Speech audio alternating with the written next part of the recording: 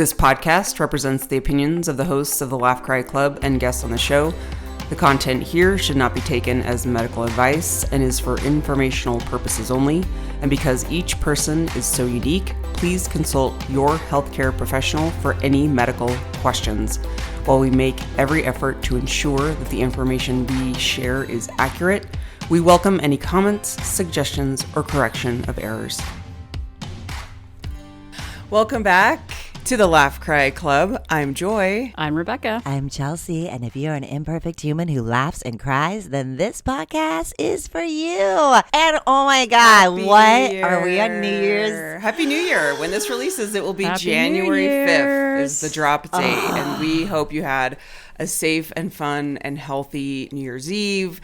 Happy New Year. I gotta say, right out of the gate, one of my favorite things to do on New Year's Day is to watch the Rose Parade, because my uncle, fun fact, for 35 plus years has been driving a float in the Rose Parade in Pasadena, California. Wow. And so it's like this. No shit. Yeah. So since I was a kid, it's like this big deal, you know, when I was younger, to see Uncle Dwayne on TV. You know, obviously you couldn't like see him, but he, you know, before cell phones, he would like call us on like the car phone and be like, I'm on TV right now. And we'd be like, that's so cool. That's so cool. And we actually so went to the cool. Rose Parade one year, and he like hopped out of his float and gave us a bunch of roses. So it's just a really like warm, fuzzy feeling day, because it's like this family tradition of like the Rose Parade is a big deal in our family. And one year we all vow to go together and do like a reunion at the Rose Parade together. So anyway, whatever your tradition brings for New Year's Day, we hope it was a blissful one, a restful one. We are 3 licensed therapists. If you're new to the show, we've been doing this for over a year now. You can go back and listen to all our episodes. We've got a lot to catch up on. So today we're going to talk about living big. We start with our laugh and our cry. We have a good energy episode to start off 2026. Chelsea, who's going first? I am going to nominate myself for my laugh and my cry. I feel like I haven't seen you both in like a month, but that is not true. But the last time I saw you, I was in Atlanta, and my laugh and my cry are both in Atlanta. I mean, I've had many, as everybody kind of knows, I'm a big laugher and a big crier, but in Atlanta, these are things that made me laugh and cry. If you don't go backwards and pretend like you're a kid sometimes and like live like a kid, you're highly missing out. So every year we go to Atlanta as a family, and we go with my sister and her family. They have a great loft right in Buckhead area where the Beltline is, and there's Ponce Market across the street. There's this rooftop bar that has like every arcade game you had, like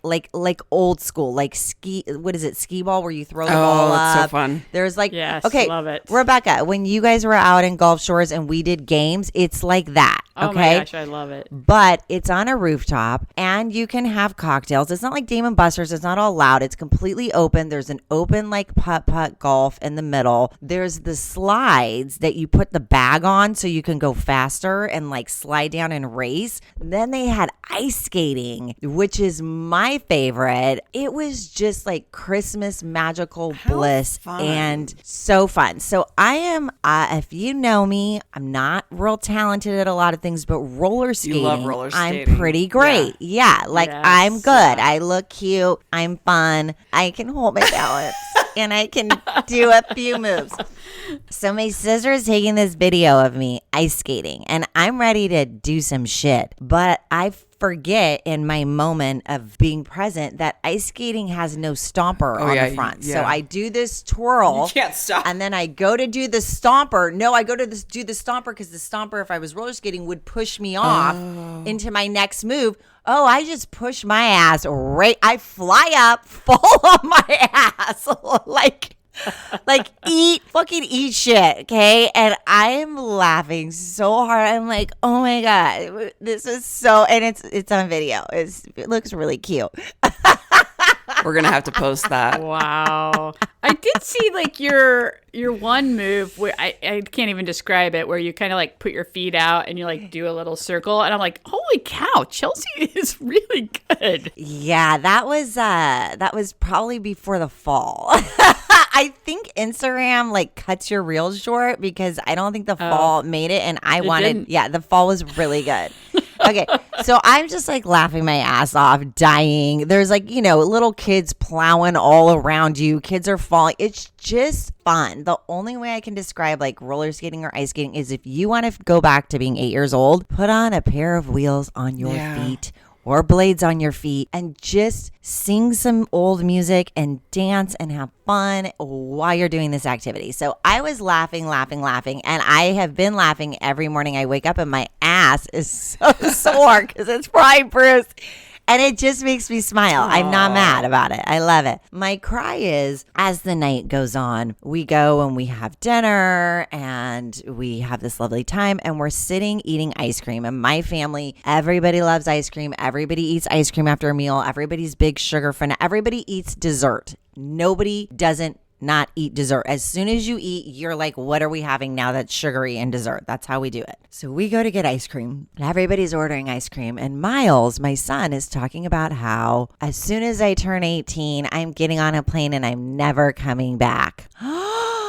And yeah, listen, now context. He wants to go in the music industry like my late husband, like his father, and he's going to graduate and he is leaving to go to learn how to be an audio engineer, blah, blah, blah. To go do that. But when he said that, it felt like someone punched me in my stomach and I just started crying. Like tears start rolling down my face and I'm like, the idea of my children leaving, it's horrible. And listen, I don't know. I know parents complain about teenage. I fucking love kids. I love my kids. I love the random kids that come over to my house. Christmas, I had like a fuck ton of kids. Some kids I didn't even know who just showed up and ended up coming over and playing cards. Yeah. Like I love kids. So the idea of having my son, this is not that far away. I mean, he's almost 17 and then he's going to have, like a year and a half. And I just couldn't stop crying. I couldn't eat my ice cream.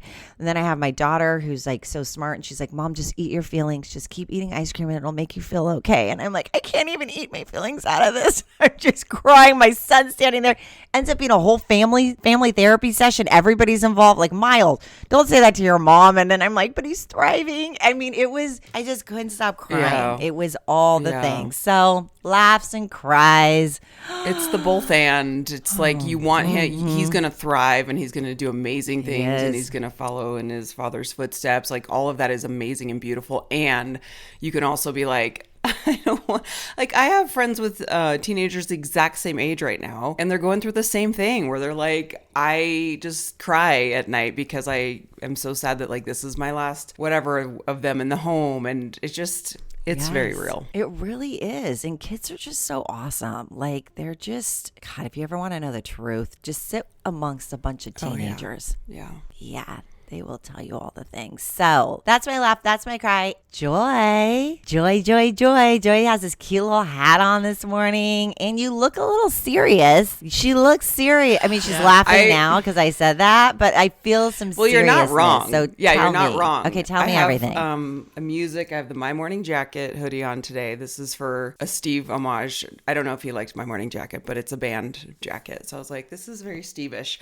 And then my new Arizona State University hat that I got for Christmas that I love. I love all of those. And it does remind me of a roadie. So my late husband was in the music industry and those are like roadie hoodies. They're always black. They're always very cool looking. It's got like the band logo. Totally. So this is actually Scott's hoodie and I stole it because I was like, it's a good hoodie. Something that Steve would appreciate. Anyway, so the serious vibe really is like my laugh cry is not going to be really the traditional laugh cry, but it is more of like this past week and a half, I've felt like this very like slumpish, I don't know, like sluggish type of energy.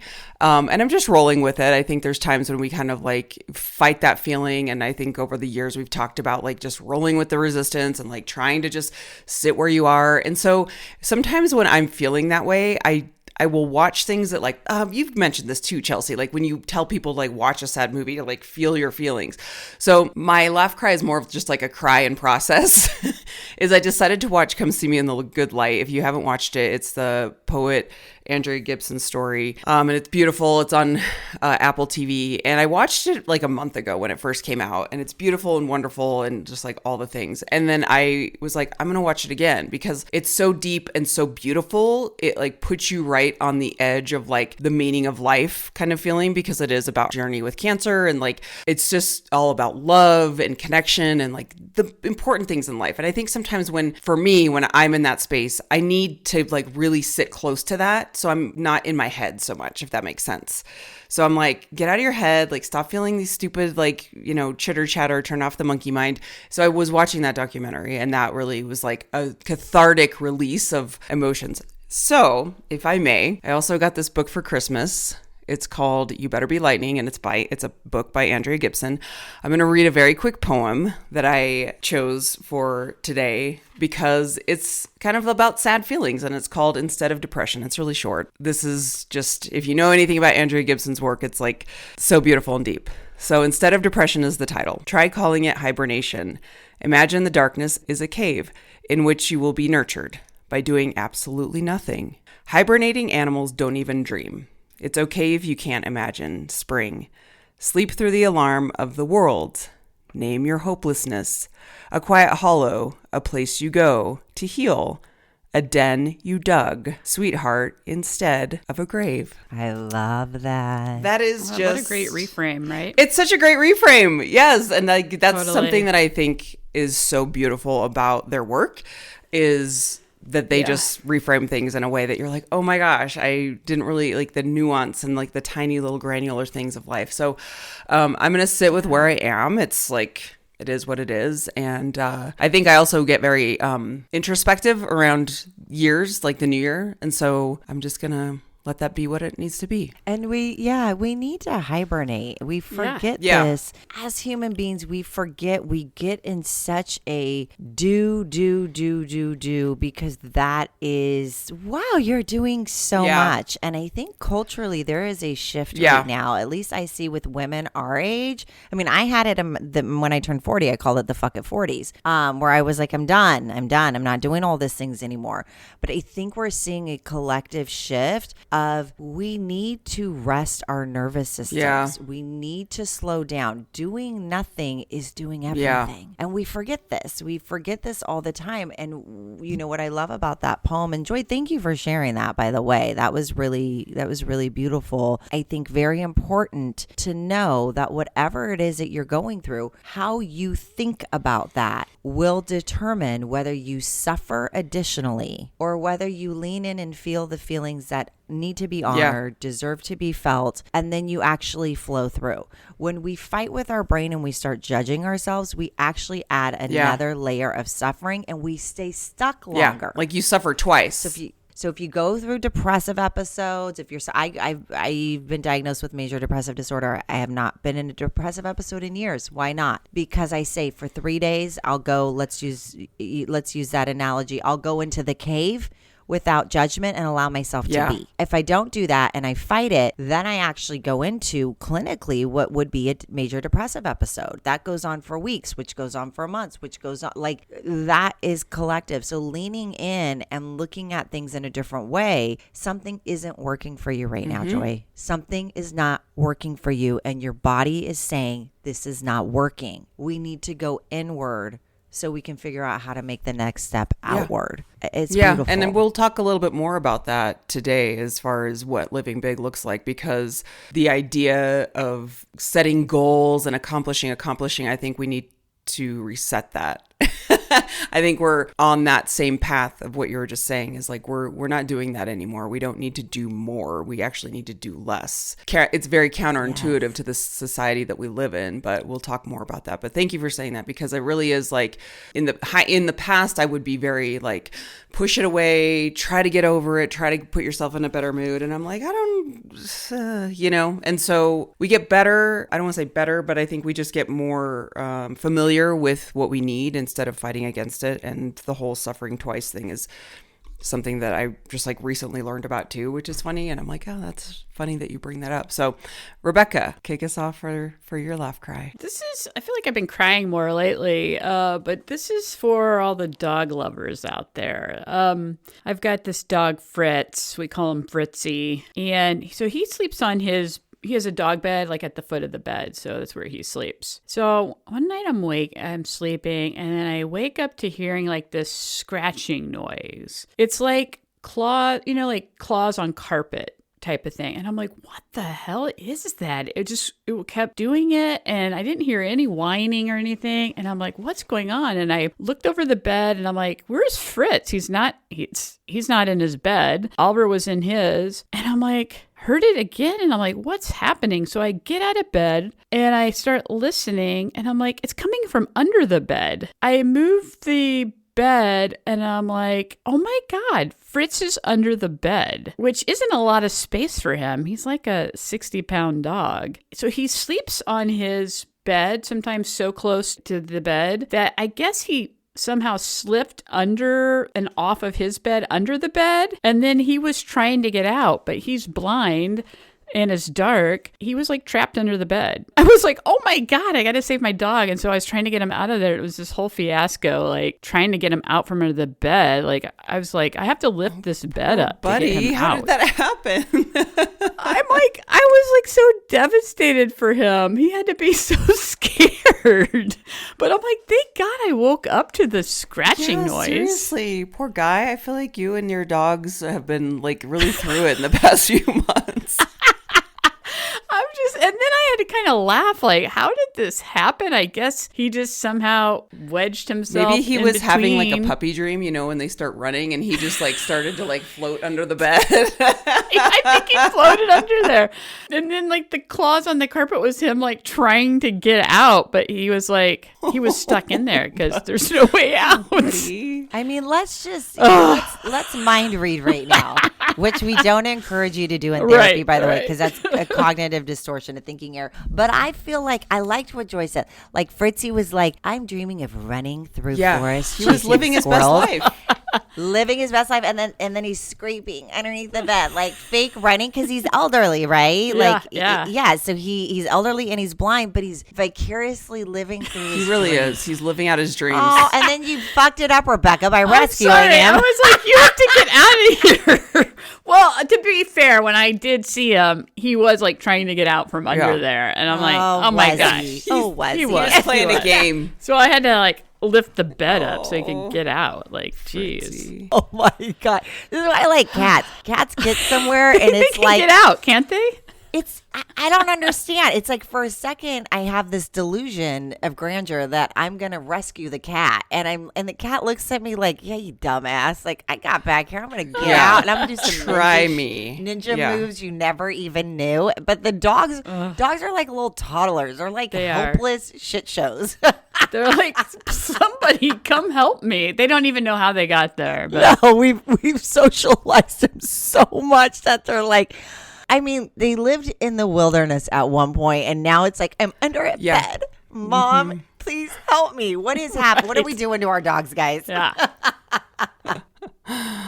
It's something else. So, this brings us to our topic of living big. Living big. So I have a little bit of a right turn for Like Fritz. Yeah. Fritz is living big, but I have a little bit of a right turn because new year, new me mentality is always kind of the thing that we hear. We're like setting goals, making vision boards. Like there's all wonderful things that go along with that. I think we need to flip the script a little bit and evaluate if our foundation is stable and stress-free before we jump into all of those goals. If we're starting on this foundation of like, go, go, go, accomplish, and we're already stressed out, I think we're setting ourselves up to fail. I could be controversial here, but there is a lot of science around this. I'm here for it. That chronic stress shrinks your flexibility and your resilience. So if we're constantly in our stress mode, what is that actually doing to set us up for success? So we're going to talk a little bit about that of like,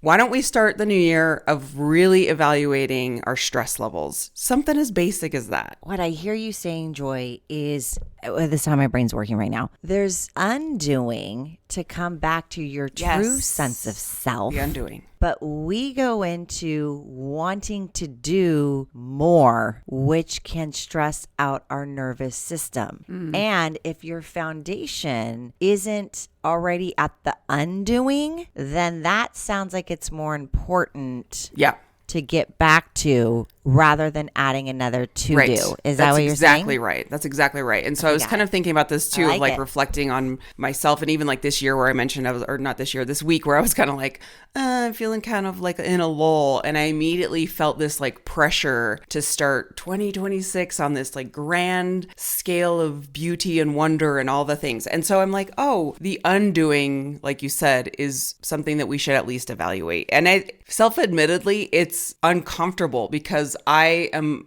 from the Gen X, and I know you both are too, of the mentality of like doing more and accomplishing more. And that is a way to get approval. That's something that I grew up with. And so I really want to challenge, and even saying it, I can feel it in my body. I can be like, challenge myself to, and I don't want to misconstrue this as like doing less, as we all just like sit around and watch trash TV all day. There's nothing wrong with that. But I'm just saying more of like the daily hum in the background that's constantly like, what are you doing today? What are you accomplishing today? Where I'm not even checking in on my stress level. Like, can we at least just basically start with like, where's my stress today? I don't know one person that wakes up and thinks about that. They're like, did you meditate? Did you? It's like, yeah, but where's my stress level at today? And like, am I really just taking care of my basic nervous system? Like, can we call 2026 like the nervous system self-care year?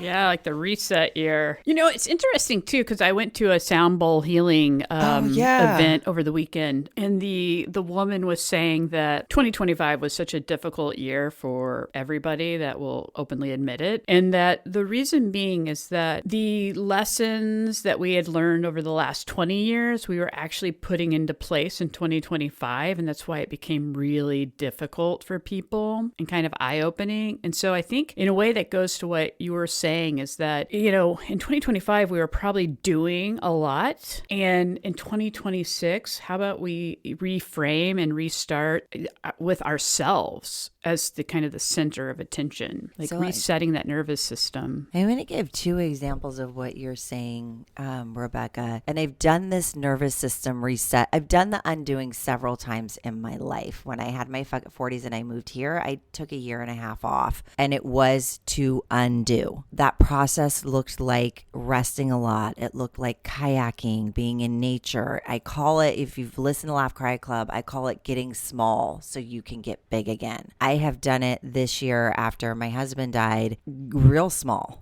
really undoing. I'm convinced this is why. I know this is why I don't have PTSD. And given the amount of trauma I've had in my life, I very much am vulnerable to that diagnosis. But I think that I get very intentional to get small and undo. And that is the nervous system reset. So when we're thinking about undoing, one of the most important questions to ask yourself every day is, where am I at and what do I need? When I work with clients, when I say, what do I need? I will have them set an alarm like 3 times a day. What am I feeling? What do I need? I'm feeling like I'm not breathing deep enough. My breath is shallow. I need to take deeper breaths. And you do that for a few minutes. This is how we reset our nervous system. This is how we create space. What am I feeling? I'm feeling like my brain is chaotic and I'm doing too many things. Okay, then we need to pause for a minute and we need to narrow this down to one thing, because you're doing too many things. You know, third alarm goes off. What do I feel? What do I need? I feel like I'm in this negative headspace. I need to get fresh air so I can get new perspective, so I can create space. So these are teeny tiny things.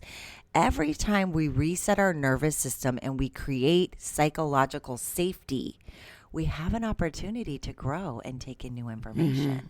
A stressed out brain is a caveman brain. It is not taking in new information. It's taking in habits. We have to break up the default to go into survival habits. And I love this. This is the work that I'm most passionate. This is what I do with humans. It's transformation by undoing to redo again. My favorite fucking thing on planet Earth. You guys know this. So my 21 days of new is a lot of undoing, decluttering. I love it, but it's get small. You get small so you can get big rather than starting off big and in the red in your bank account, right? We're trying to get our bank account at black. If you're not at black, let's get to black before we start spending more. Yeah. And I mean, I think this, like, especially our audience, and I know there's a lot of women that listen to this podcast, and I'm going to guess too, a lot of like more high achieving women with that brain. And there's a lot of women that just naturally take on caregiving roles.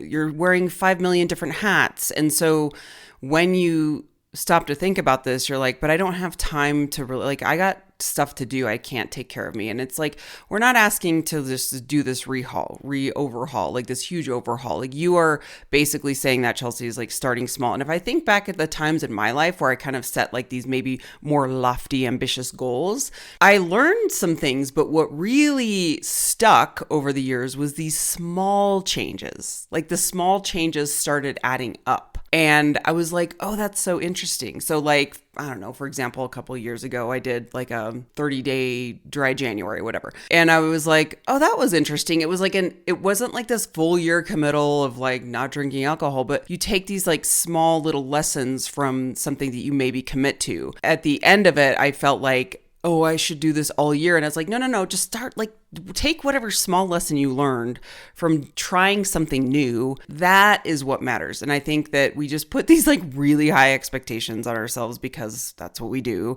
as high achieving people. So I think these are the things we really want to stress for our audience is like, as you're approaching the year, where can you actually reverse, like flip it and reverse it instead of like making this huge ambitious list. That's fine to do. There's nothing wrong with goals. We're not saying don't do goals. What we are saying is your foundation at a level where you are actually taking care of that restorative piece first? Because there's a lot of clients, I've said this before, where I'm like, can you relax your body? And they don't even know what that means. You know, like, I don't know what it means. And so we would do like the clench and release thing where it's like, clench your body as tight as you can and then release it. So you actually know what that means. And that's kind of what we're talking about here is like, can you do a clench and release, so to speak, of your life? So you know exactly how that feels. Yeah. It sounds like in order to live big, we need to be intentional and aligned with ourselves. Look at this after Steve died. In the first 2 weeks, I shut down. I couldn't even grocery shop. I could not be out in public. Yeah. And when my sister called me and was like, I want you to come meet me in France, that was an intentional decision. That wasn't a guilt decision. That wasn't, I should do this. This wasn't like, I feel bad, she's being generous. I was so clear when I spent time in a moment when I heard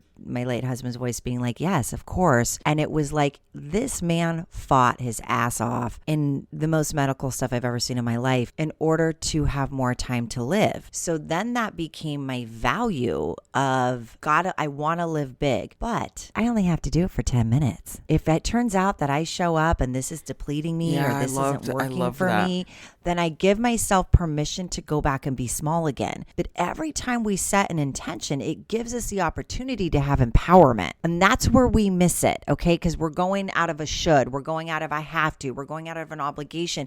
That is wreaking havoc on your nervous system. So at least if you're going to do some big things, connect it to what is my value? What does this, how is this? And then to Rebecca, to your point, how am I balancing this? Do I have the bandwidth? Do I have this? Because it is a slippery slope. When we go into nervous resetting, sometimes people are like, oh, that means I do nothing. That means I don't even show up. But no, you still need adventure. You still need fun. This is not about withdrawal and like losing motivation. Yes. We're not, we're not talking about withdrawing from life. We're not talking about like stealing the joy from your, it's the complete opposite of that. Yes, it's staying attuned to your body, making the next right step. And I think that's a very important distinction, because I don't want to sound dramatic here, but I don't think a lot of people know what that means. Like, what does that mean to do? Like, I got shit to do.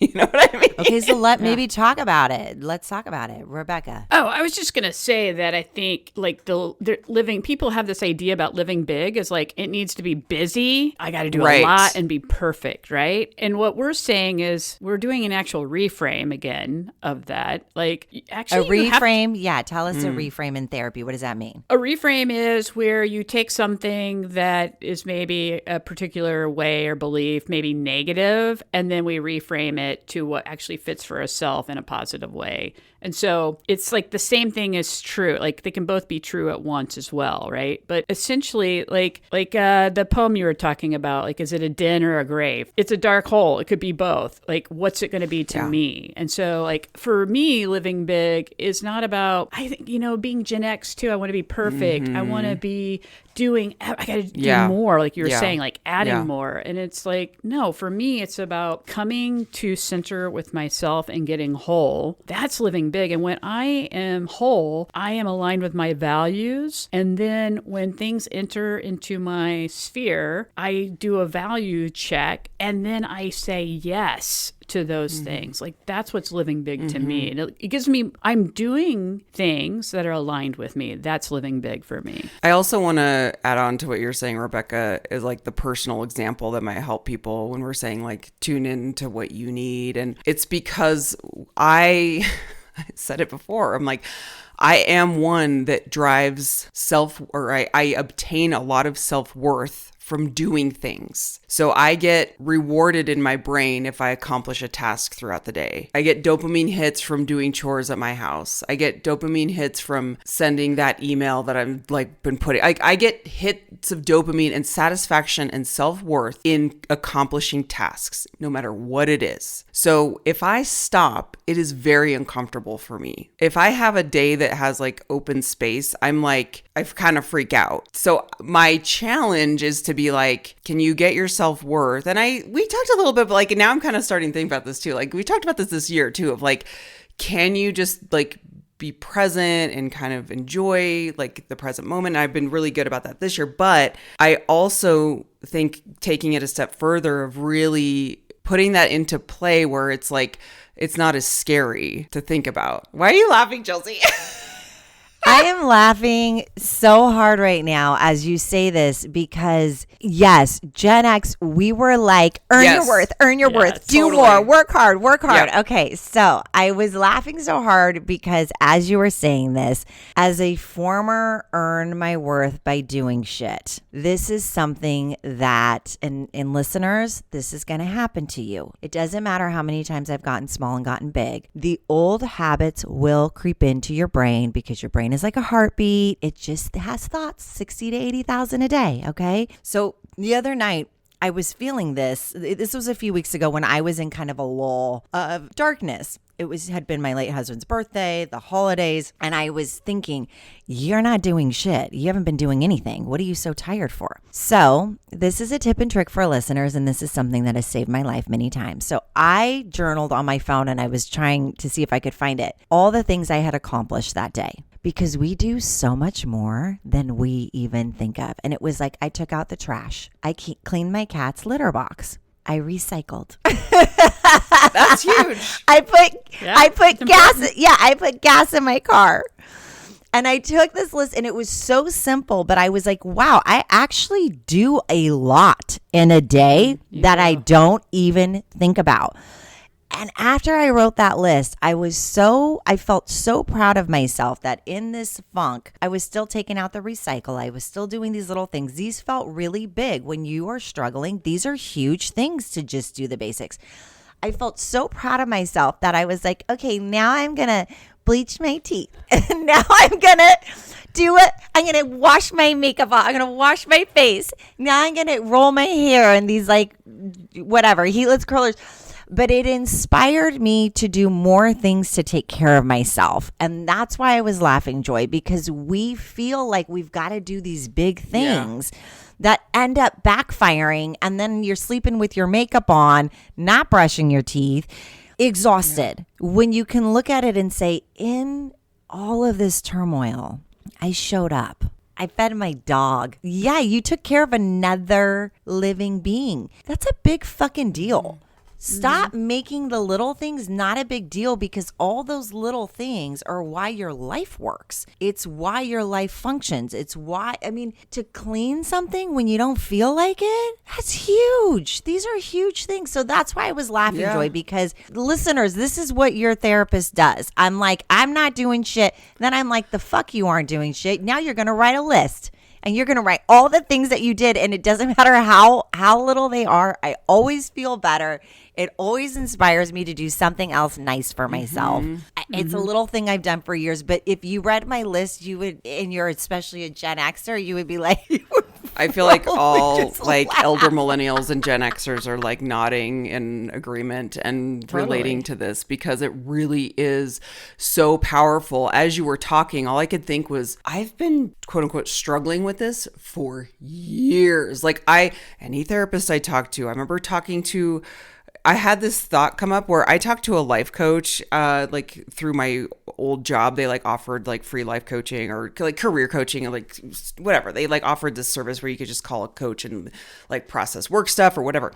And I'll never forget, they said, because I was like, I just got to keep up with the rat race. It was the same narrative. It's the same narrative. Like that, you're talking about the brain being like this heartbeat that just keeps going and like regurgitating the same old shit, which is why it takes so much like baby steps to retrain and refresh and like revamp our way of thinking. I said, I just want to keep like, I gotta keep up with the Joneses. I gotta like stay ahead. Like that's my like very deep seated narrative. And she was like, well, what if like getting off the rat race is getting ahead? And I remember being like, what? like getting off the treadmill is being ahead. Basically what we're saying is like, stop doing that, is like, you're ahead. And it was basically also a mind screw for me to be like, so you're saying if I stop, it's tricking me to think that I'm still ahead, but I just got to get off the treadmill. And that's enticing to me, but it didn't resonate, obviously, because I kept doing the same thing. Well, it resonated, but it didn't change my behavior at the time. And so I think this is also a lesson of like, sometimes it takes like 10 different ways to hear something where it finally clicks, maybe when like you can listen to a speaker say something and then like you hear the same version of it 10 years later and it finally resonates with you, like a whatever powerful quote where you're like, oh yeah, I've heard this, but now I actually can hear it. And that's what something else I want to just call out, because there could be a lot of pressure on ourselves to all of a sudden become this like, you know, new person that doesn't let stuff get under their skin and like reset our nervous system.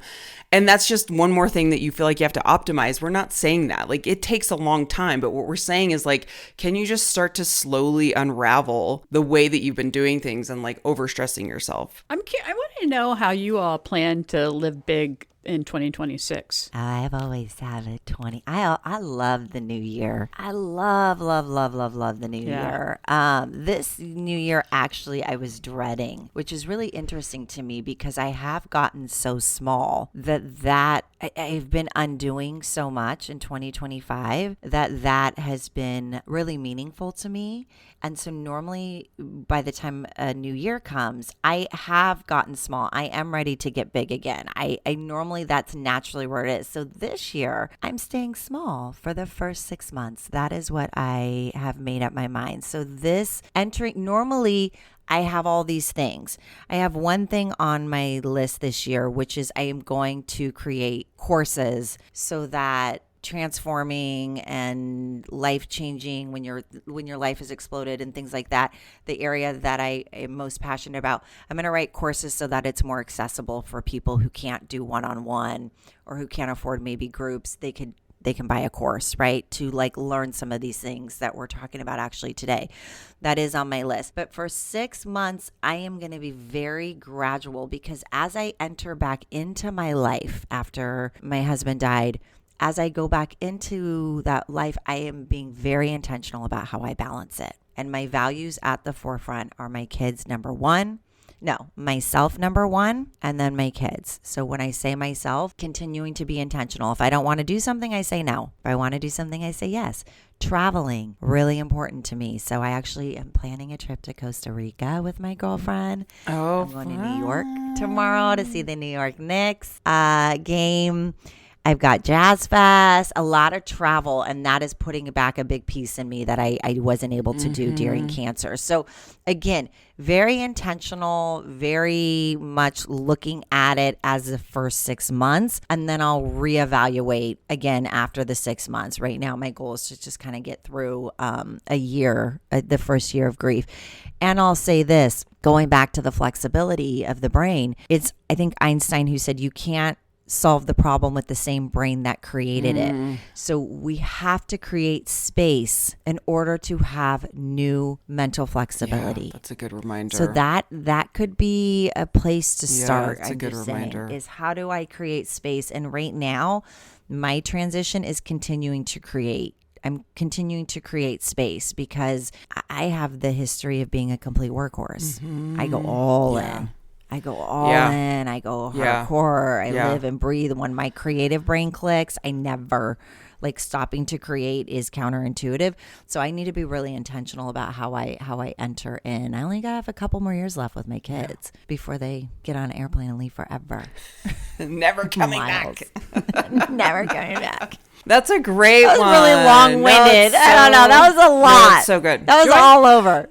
Joy, what are you going to do? As you were talking, I was inspired to just kind of think, like, because my first reaction is to, like, do. So I was like, ooh, I'm going to go into the year feeling very expansive and just think about space, because Gen X brain wants to do, Gen X brain wants to achieve. And I'm like, okay, can you do both? And, like, you don't have to let go of the achieving. You can pry it from my cold dead hand. It's like, oh, Joy, you're going to always achieve. Yeah, that's who you, like, that's part of it. You don't stop achieving, but you're going into intention. Yes. And so I think the aha moment as you were talking, I was like, ooh, just even noticing the part that wants to do that, and also the part that has I've never allowed to expand, is the piece that can just sit and not feel bad for not doing something, like just having more space of appreciation. It's like that whole thing of manifestation where you really have to, like, allow and hold your hand open in order to receive. So I think it's a little, like, wooey and vague right now, but it makes sense in my brain, which is all that really matters right now, is, like, truly just being able to wake up and look for, like, the miracles of life and, like, open up to, like, just allow things to come to me versus, like, what do I got to do today? What do I got to do today? Like, if I have a few hours on my schedule that I'm not, like, doing anything, I'm like, you're going to be fine and you're going to appreciate, like, where you are. And that's it. You don't have to do anything. You're being open. Yeah. Okay. So what you're saying, and it's nothing woo-woo about this, you are being open to what you do not know. When you have your hands open, you're saying, I'm being open to whatever it is that I don't know. And the curious brain is a flexible brain. Best learning brain you can have is a curious brain. So you are being open to learning different ways while you continue to show up. But rather than trying to control, that's the difference. By having this list of things that you think you want, you're saying, maybe I don't fucking know what I want right now, but what I do know is what I've been doing isn't working, so I'm open to new possibilities. That's beautiful, Joy. And that's perfect. 1000% it. Is, like, not controlling, and I don't even know, and I don't need to know, because what I have been doing literally my entire life has not been working. And I think it really did hit me today where I was like, wow, I've been saying this, regurgitating the same shit my entire life of, like, I just need to do this and I need to do that and I'm gonna do that. It's like, no, okay, all right, well, fuck it. It's like basically like throwing all the chips in the air and being like, we'll see. And you know what the best part is? Our life is like a chapter of, like, chapters in a book. And I always love an actual closed chapter. And I look at it like this. This is what I teach a lot with individuals, is this story I've outgrown. I'm ready to put it where it belongs. I'm ready to give it a closing so that I can open into something new. Letting go of old stories is so powerful. That is powerful. But letting go without replacing, that's magic, Joy. That feels magic. very scary, but I'm going to do it. Yeah. No, we're switching scary to excited. Excited and scary feel the same. Rebecca, what about you? I am saying yes to, like, events. So I've been doing, like, sound bowls and float spa, like did like a Reiki massage, energy healing thing. So I'm just going to say yes to experiences more. And things you haven't tried, it sounds like. Yeah. Like new things. Next, so this weekend I'm going to goat yoga. I've always wanted to do that. It's outside. It's going to be 50 degrees. So I'm just bundling up. I'm doing it. I want to do it. I'm going to work on keeping my side of the street clean, in the words of Taylor Swift. Oh, you wouldn't know what I mean. Because Comet is my boyfriend. Sorry, I don't. Are we going to get sued? I love that. I saw the little twinkle in your eye, Joy. Yeah. Yeah, Joy's not letting go of Taylor this year. She might be increasing Taylor consumption. Yeah. I'm increasing I'm it, so for excited sure. that I'm a big Rebecca's fan. like a new Swiftie. It's so great. I am probably getting invited to the wedding, and so Joy will be my plus one. I promised her already. Okay, send all the pics. I will. I think they take your phones from you, so they'll be in my mind so forever, great. though. You can describe them I'll on the Laugh Cry Club. I'll be like one of those people that are in court and they draw a court sketch person. I'll just sketch the wedding. I love that.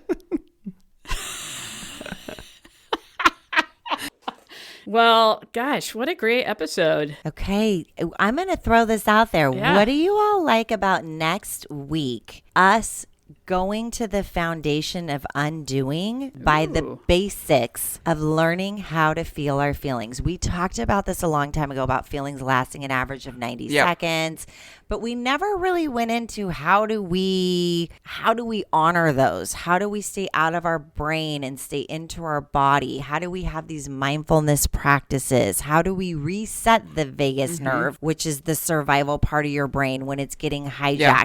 So maybe we can talk about that self-connection. Do you all I like love that idea. I think that's perfect for what we're doing. I'm Yeah. for it, yeah. Yeah. So next week, show up and learn the basics of how to feel your feelings in a healthy way. Emotional mastery is a superpower. It keeps you Superpower. moving forward, even when your body is protesting, but it also honors what your body is feeling. So it's doing two things at once, which is amazing. When we honor our body and what we're feeling, we are creating more emotional flexibility. And the vagus nerve, Gen Xers, women who are working your ass off, moms, high achievers, our brain is flipping out in survival mode all the time. Let's empower ourselves to go, my brain's flipping out, and guess what?